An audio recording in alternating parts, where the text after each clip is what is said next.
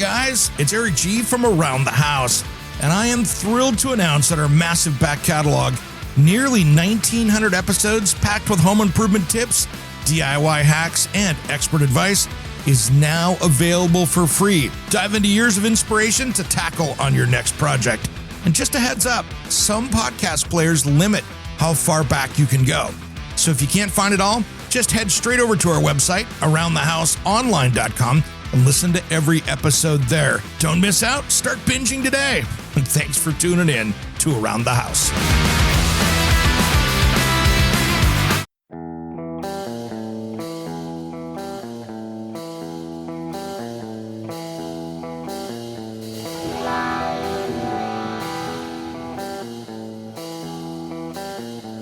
Everybody stop what you're doing, please! When it comes to remodeling and renovating your home, there is no better show on your radio. This is Around the House with Eric G.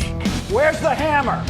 From your back fence to the sidewalk, Eric will tell you how to keep it all in tip-top shape while helping you save a buck while doing it. If you like DIY projects, it takes a lot of practice to get good at it, and Eric is here to guide the way. Is it on the... Go up on the other floor. Somebody go up there and stop the hammering. All that and more on the fastest 2 hours of home improvement radio. These are the wrong plans. These are the old plans. Oh! Welcome to Stop it! Around the House with Eric G.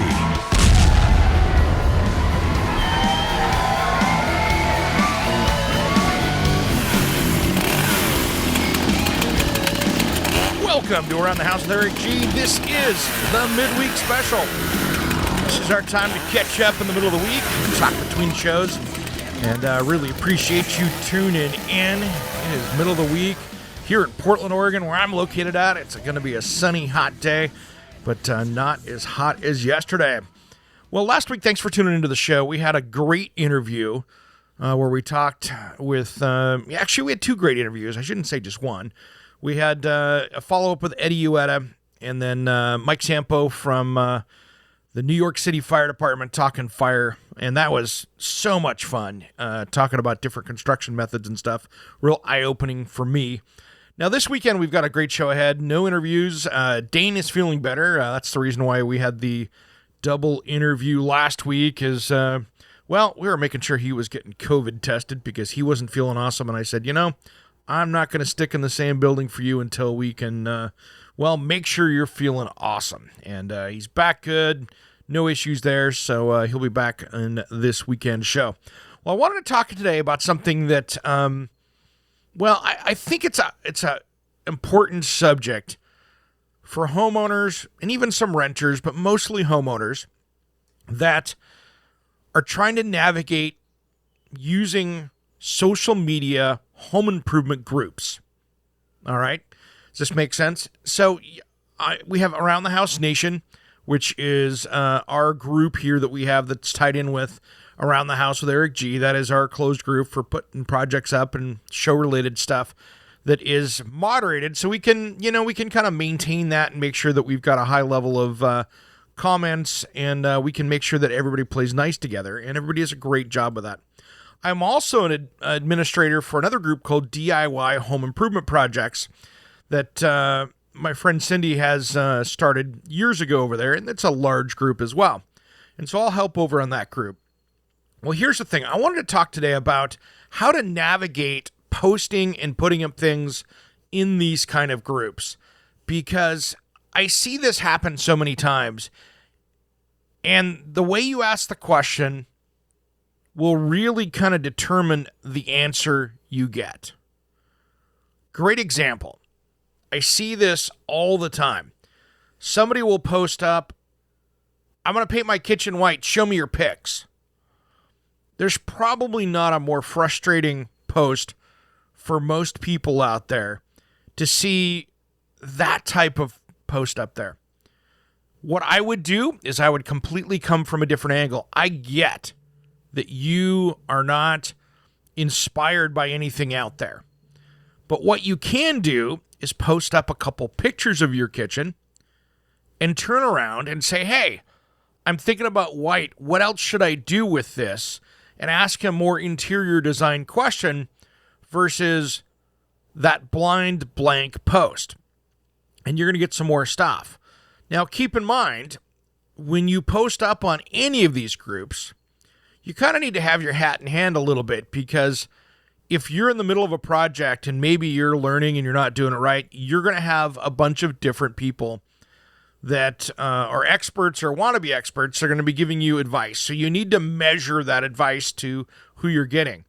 If you ask questions, on a big group, you could get 300 answers that are completely different. So it's one of those things that you need to be able to weigh through those questions. But that's one of those there that, one thing that I would recommend is, one, if you're posting a question up, talk about, a couple pictures that tell the story. Two, I would almost put your location in, because it matters. If you're dealing with, your gutters in a house in Florida, you might get a different answer than gutters in a house in Arizona. So location does help when you're dealing with a lot of these things on the exterior, because, maybe you're talking about putting some kind of tile down outside and you're in Florida where you don't get a freeze. But if you were in Minneapolis, you've got a whole different subject. So that's put a location in there as well. But here's what I would do. If you've got a home improvement question that you're going to put up on social media, first, take some really good, clear pictures of it. Couple different angles. What do you got going on? And then you can go through and actually post up a well thought out post. These are things that I think that can help you get the correct answer and what you're looking for. And there's other questions that I see get posted up as well, where people take a picture that's not well lit and then go, does this color not look right? And you're just not specific enough, for instance. And so these are things that you can go through. Make sure you've got good lighting. Maybe you've got somebody with a flashlight sitting there in an area that you're trying to, but make sure your pictures are well lit, and you're going to get better answers with it. Now, budgets get tough when you're talking on social media on these different private groups, because what is in, let's see, it's Rapid City, South Dakota. That material costs and labor could be different than Los Angeles. And so these are things that you just need to, again, I would put in your location when you post those things up as well. And then that way I think you're going to be much better off and get a better answer, because I can promise you that the work here in where I'm located is going to be different than where you are. And I think that is one of those things that can really help get you another correct answer. Location, location, location. Now, here's one thing too that I think that would sure help, is that when you're posting stuff up, try to do your research and figure out what the technical terms are that you're working with. And maybe spend a few minutes Googling up the questions and stuff like that. And some of the hard questions that I see out there that I think is the last thing I want to touch base with today is this expensive? Well, what is expensive for one person might not be expensive than the other. So maybe you can go up and go, hey, what does it cost to put this up? But to be honest, you need to do the research yourself. Don't be lazy on something you can just Google and find out what, okay, I'm going to build this. Okay, well, it's not hard to go onto a home center site and figure out what the material costs are. When you ask a group if it's expensive, it's one of those things that you're now saying, you're asking the group to put a personal value to. And so you're better off, hey, can I put this up? Can I put shutters in my house for $1,000? Or those kind of things. And I think it's one of those things that you can really dial in your question a little bit better and get it a little more accurate. And most importantly, you're going to have those answers come back that are going to be much better thought out. And there's a lot of things that happen in these groups, and I really, really love looking at people's projects on them. And there's a lot of super intelligent, a lot of smart people out there answering in these groups.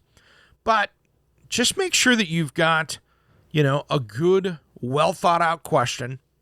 you've used the right terms, you've got great pictures, and you're going to do pretty good with it. If you're in the middle of building something and you're not a very DIY-friendly person, just keep in mind that if you've got something that hey, that's my glass guy outside. He's out there picking up the glass. Sounds like a glass truck getting crashed. It's recycle day here in the neighborhood. Well, here's the thing, just be expected to, no matter what you do, there's going to be somebody that's going to give you a little grief no matter what group you do on social media. If you're in the middle of it, even a contractor is going to get a little grief out there. So somebody's going to pick stuff apart. If you don't want to get your work picked apart, don't put your half-finished projects up, and you'll be okay. Unless you're stuck, and then, you just got to go with hat in hand and deal with it and have a little grace, and hopefully the people around you will be good humans as well and take care of you there. All right, everybody. Well, coming up this week on Around the House, we've got a fun show ahead because we're diving into a bunch of different questions on Saturday. So we're going to talk about water filtration. If you're just moving into a house, what can you do with that? And then we're going to dive into a debate on, how offensive is the word master bedroom, master plumber, master electrician. And we're going to talk about that for a few minutes. We're not going to get into politics, but I wanted to talk about where those words came from and how they relate, because there's now a debate of that being removed from multiple listing services and things like that. We're going to talk about online plumbing fixtures. I'm going to talk about pool safety to make sure that when you're building that pool that you're doing it correctly. And then, of course, we'll talk a little bit more about window safety because I want to make sure everybody's squared up on that as well. All right, everybody, have a great rest of the week. Stay cool out there. Have a lot of fun. Make sure you follow us on Facebook, Around the House with Eric G. And if you need any questions or home improvement questions, head over to AroundTheHouseOnline.com. And you can check out the website there, all the videos that I've done, all the way up into as well the Contact Us where you can submit your home improvement questions. Have a great rest of the week. Happy Wednesday, everybody. Thanks for listening to Around the House.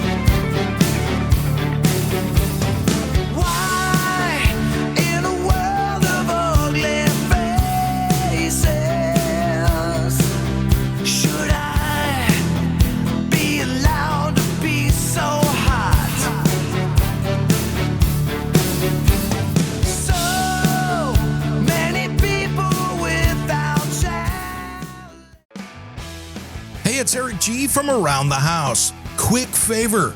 If you're enjoying the show, the absolute best way you can support us is by leaving a quick review on your favorite podcast player. Apple Podcasts, Spotify, whatever you're listening to. It literally takes 30 seconds, and here's why it matters so much to us.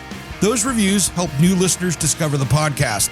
Tell the algorithms we're worth recommending, and give us the feedback we need to bring you even better episodes. More of the topics you love and guests that actually move the needle for you.